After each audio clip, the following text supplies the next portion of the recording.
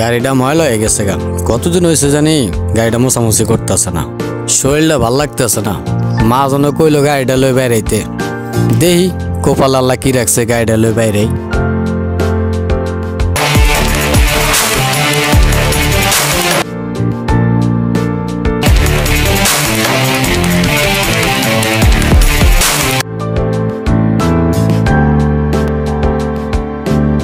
ভাই যাবেন? হ ভাই, কই যাবেন? এই শেষ মাথায়। ভাই প্রথমবার এসি তো, বিসমিল্লাহ টাইম 30 টাকা দিয়ে। আচ্ছা ভাই দিমু, সমস্যা নেই।